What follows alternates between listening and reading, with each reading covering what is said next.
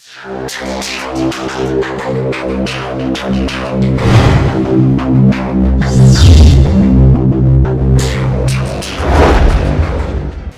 esta oportunidad nos recibe Patricio Lons, docente, periodista orientado a temas históricos. Y la idea, Patricio, gracias por recibir a la Caja de Pandora, por supuesto. Gracias, Carlos. La idea es un planteo relacionado con la verdad y la mentira. En la Caja de Pandora tenemos un área justamente de conspiración y de enigmas y misterios. Entonces podríamos empezar diciendo que tenemos un Hollywood y un CNN como grandes paradigmas de brazos del poder que lo que buscan es distraernos, desinformarnos, mostrarnos lo malo como bueno, lo bueno como malo, predisponernos psicológicamente para que vayamos interpretando por anticipado como bueno eventos malos que van a producir a nivel planetario generalmente. Y nos encontramos con que la historia, aunque mucha gente que sienta que Hollywood y CNN son brazos del poder, quizás esta misma gente no sabe que la historia también es como un Hollywood y es como un CNN. Lamentablemente lo vemos permanentemente a través de los libros, a través de los textos de la historia oficial. Entonces tenemos que también, lamentablemente, la historia oficial nos quiere distraer, desinformar, mostrarnos lo malo como bueno, lo bueno como malo, con foco en el pasado, predisponernos a interpretar mal hechos del presente que están pasando, hechos del futuro que van a pasar. Entonces, Patricio, la idea es, ahora que está este famoso independentismo catalán, el independentismo de las naciones sudamericanas del siglo XIX, de la corona española, ¿fue real? ¿Fue mentira? Bien, mira, hace poco estuvo aquí el presidente del gobierno de España, Mariano Rajoy, y el cuerpo de graneros a caballo, que es la Guardia Presidencial, lo recibe, hace una ceremonia de honor, donde se lleva la bandera argentina y luego se llevan banderolas españolas y argentinas, que se hace con la recepción de todo jefe de Estado que viene. O sea, los graneros han desfilado con banderolas francesas, alemanas y otros países. La bandera es como una bandera corta. Claro. Bien. Y hubo acá algún periodista y algún historiador con problemas de entendimiento dijeron: qué horror que hubiese dicho José de San Martín. Bueno, creo que no hubiese dicho nada. Porque ahí tenés unos errores que vemos en nuestra historia. Primero, porque se hace con todos los estados.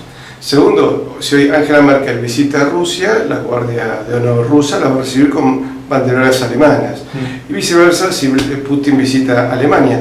Y los alemanes y los rusos sí que se dieron fuerte. Sí, bien, digamos, su conflicto implicó millones de muertos. Ha pasado la historia y no hace tanto, todavía hay sobrevivientes de aquel momento, y hoy son naciones que tratan de construir algún tipo de relación productiva. Bien, ¿qué nos pasó a nosotros? Acá hay un error, que ese yo lo veo en los argentinos que tienen pocas generaciones de argentinos, que han comprado lo que ellos y sus padres y abuelos han leído en la historia oficial. Acá no hubo una guerra entre España y Argentina, eso es un absurdo. Acá hubo, ante la invasión napoleónica, la intención de algunos pueblos de América de rescatar la España en América en contra del liberalismo que ellos veían en España.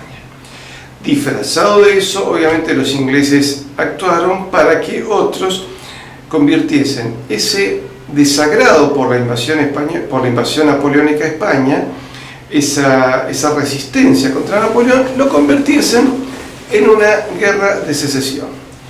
Entonces, de las administraciones locales y reinales contra la madre patria. Eran provincias que se separaban, por lo tanto, vos para independizarte tuviste que existir antes, entonces podéis decir que te independizaste de un estado opresor. Pero acá no es que hubo una Bulgaria, Rumania o Hungría que se independizaron del poder soviético después de la caída del muro de Berlín. No, no fue así. ¿Por qué? Porque las tierras, los estados americanos no existían antes de España. Acá, cuando llega a España, había tribus en distintos grados de salvajismo. El imperio inca y el imperio azteca no eran ancestrales, eran imperios que no tenían más de un siglo o 2 siglos y que venían sometiendo a centenares o miles de tribus más pequeñas y débiles a su alrededor. Si esos imperios que se dedicaban a sacrificios humanos y al canibalismo de esas otras tribus hubiesen tenido mucho más tiempo, no habría quedado nadie. Es más, algunos demógrafos calculan que si España hubiese tardado un siglo más, aquí se habrían encontrado prácticamente con un continente vacío. Porque el nivel de sacrificios humanos era tan alto que ya había tribus con la pirámide de población totalmente invertida y donde los varones mayores tenían 16 años porque los más grandes habían muerto en combate para salvar a sus familias. Entonces acá no había un estado preexistente, es decir, Argentina, Chile, México, Perú, Colombia, Venezuela, Uruguay, Bolivia no existían antes de que España llegase a América. Esa es la realidad. Y por otra parte, los mismos revolucionarios no planteaban una guerra contra España, planteaban que lo de ellos era una rebelión, nada más que contra el poder liberal que habían en España. Por supuesto que una vez derrotado Napoleón, una vez repuesto el rey, se sacaba la careta y la guerra sí fue contra España. Pero así todo, hay situaciones muy confusas. Vos tenés, por ejemplo, en 1812, Manuel Belgrano crea la bandera argentina, pero la crea con los colores de Carlos III, de la Orden de Carlos III, que eran los colores de Inmaculada Concepción. ¿Y por qué los crea con esos colores? Porque ¿cómo convencía a él, al pueblo del Río de la Plata, de cambiar la bandera? Yo pregunto, si hoy una provincia argentina entra en un estado de secesión por instigación británica, supongamos en alguna provincia de la Patagonia, algunas tribus indígenas apoyados por Gran Bretaña hacen una separación. Muchos argentinos patagónicos no van a querer saber nada de un nuevo estado y tampoco van a querer saber nada de que le cambien la bandera. Y si le cambian la bandera, le van a hacer una bandera parecida a la bandera argentina, tal vez con el azul un poco más oscuro, o le van a poner los gorros federales, como era en la época de la Confederación, para decir, no, nosotros seríamos los verdaderos argentinos. Bien. La realidad concreta es que él quiere una bandera con los colores de la Orden de Carlos III, que son los colores de Inmaculada Concepción. Y en 1812. En 1814 viaja a España a pedirle perdón al rey. La bandera la había guardado y ya llega otro modelo de bandera y le pide a ver si podemos traer al infante Carlos María Isidro para que viniese a reinar estas tierras con una bandera donde se restauraba la tradición española y con algo de tradición americana. No se dio esa circunstancia y terminamos luego los distintos pueblos de América balcanizándonos. Pero sin embargo, la bandera imperial española, que son las aspas de Borgoña, sigue siendo bandera oficial. Entonces, cuando acá algunos pseudohistoriadores y pseudoperiodistas se ofenden porque dicen qué horror, ¿cómo van a desfilar los granaderos con la bandera española cuando estuvimos en guerra contra España? Primero, no estuvimos en guerra contra España, y segundo, el ejército argentino, el regimiento número 1, Infantería de Patricios, y hubo veteranos del regimiento que incluso pelearon en la guerra de Malvinas en 1982, que portan, su abanderado porta las aspas de Borgoña, que es la bandera imperial. Por eso, esa bandera incluso fue refrendada por decreto presidencial durante la presidencia de Raúl Alfonsín en 1985. Pero ¿le podemos explicar al público, especialmente al público español de la Caja de Pandora, qué son los granaderos? Los granaderos es la Guardia Presidencial, es un regimiento histórico fundado por José de San Martín en la Guerra de Independencia de América, que más llamada Guerra de Independencia, fue en realidad una guerra de secesión, de separación, como si un grupo de provincias que siempre formaron parte de España y se quieren fragmentar. Ahí no hay independencia, hay separación, hay secesión. Acá lo que hubo fue una secesión. Y en América, las más llamadas guerras de independencia fueron una gran guerra civil española en América. Y en esto coinciden historiadores en todo el arco ideológico.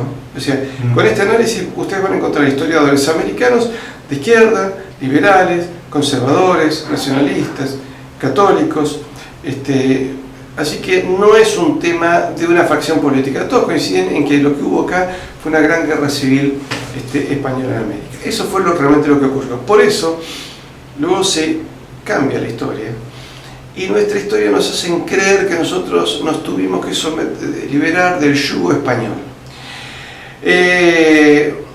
Me acuerdo que es un personaje en una película de espionaje decía: la historia puede ser como una gran operación de contrainteligencia, donde lo bueno parece malo y lo malo parece bueno.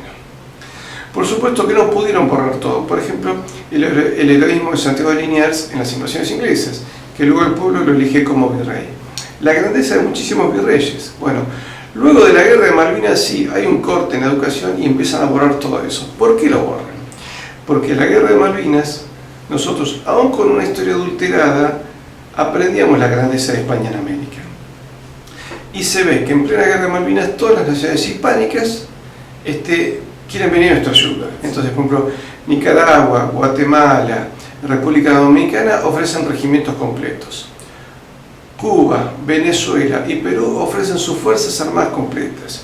Bolivia, Paraguay, incluso Uruguay y otros países hubo decenas de miles de voluntarios. Hubo miles de voluntarios brasileños. Pero además hubo miles de voluntarios en España, tanto civiles como militares. Había militares españoles que querían venir a pelear junto a nosotros. Bueno, lamentablemente eso no se dio. Entonces, hubo otros países que no podían ofrecernos ayuda, el caso de Panamá, pero hicieron boicots, juntaron dinero para enviarnos. En fin, cada uno hizo lo que pudo. Otros nos apoyaron con su voto en Naciones Unidas, pero Perú nos envió un escuadrón de cazas Mirage. Entonces ahí se vio que había una identidad común. O sea, en realidad somos 700 millones de compatriotas, y si contamos al mundo lusitano, porque el portugués es un español con diferencias. Camões, el gran escritor portugués, decía: hay españoles andaluces, catalanes y portugueses, pero españoles somos todos. Incluso cuando los reyes de España empiezan a llamarse reyes de España, los reyes de Portugal dicen: no puede llamarse reyes de España, porque españoles somos todos, inclusive los de Portugal. Entonces ahí se vio que había una unidad. Así podemos hablar de 700 o 900 millones de compatriotas. Porque incluso en las Filipinas, donde se hizo una gran ingeniería social para destruirles el español, todavía el tágalo o el chabacano guardan muchos elementos de la lengua castellana. Y todavía quedan filipinos que hablan el español. Y además, porque el español en realidad nace como lengua castellana. Antonio de Nebrija, en 1492, presenta la gramática de la lengua castellana, se lo presenta a Isabel de Castilla y le pregunta a Isabel: ¿y esto para qué sirve? Y él le dice: esta es el arma más poderosa a los pies de su majestad. Claro, porque el imperio camina con la lengua. Y además, porque gracias a la gramática de Nebrija, los distintos sacerdotes pudieron crear gramáticas aborígenes en toda América y salvar las lenguas aborígenes. Y estas lenguas aborígenes, como las lenguas aborígenes filipinas, es decir, las Indias orientales y occidentales, le aportaron palabras al castellano y lo convierten en español, lo convierten en universal. Es decir, el español es una lengua castellana que, con el aporte de los distintos pueblos de los distintos reinos de ultramar, lo convierten en español. Entonces España acá no fue una nación saqueadora. De hecho, los reyes de España no tenían tanto poder acá en América como se cree. El poder estaba manejado por las administraciones locales, que buena parte estaban dirigidas por criollos. Esa es la realidad. Si podemos, en realidad le digamos una explicación a la gente que era un virrey, y ahora también por ahí si le agregamos que era un virrey, que es un criollo. Bueno, los virreinatos eran las formas administrativas que había en América, pero que también había en España. Galicia fue virreinato, Navarra fue virreinato, y los criollos eran los españoles nacidos en América, a veces que eran de pura sangre española y a veces tenían mestizaje con indios o con negros o con mulatos. Pero esa era la burguesía criolla la que se va adueñando del poder. Entonces, yo te diría que al principio del siglo XVIII las Españas americanas estaban prácticamente emancipadas. Lo que pasa es que buena parte de esa burguesía quería comercializar con Gran Bretaña haciendo contrabando, y en realidad a nosotros nos convenía el proteccionismo, porque en aquel momento nos permitía el desarrollo de numerosas industrias locales, se protegía el comercio y se lograba una economía muy complementaria. Es decir, quien producía carnes en el Río de la Plata, ya sea Buenos Aires o provincia de Montevideo, complementaba su economía con la yerba del Paraguay y con la minería del Alto Perú.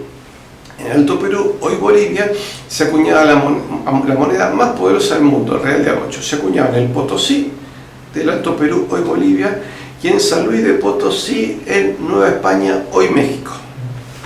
eran los dos lugares donde existían las secas, es decir, las impresiones. Hoy le diríamos Casa de la Moneda, pero bueno, no era papel moneda, era moneda en plata o en oro.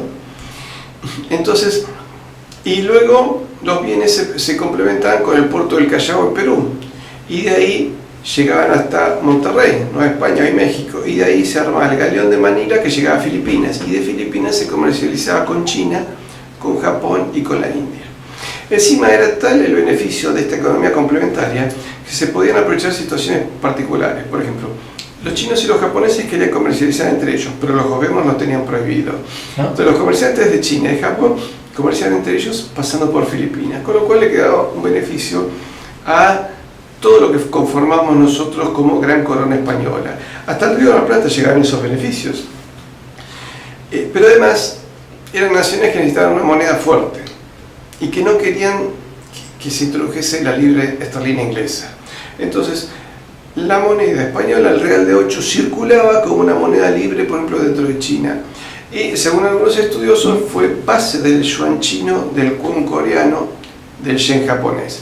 Muchos años más tarde es la base de confianza para el dólar norteamericano. Pues ustedes van a ver que el símbolo peso y el símbolo dólar es una S con 2 barras.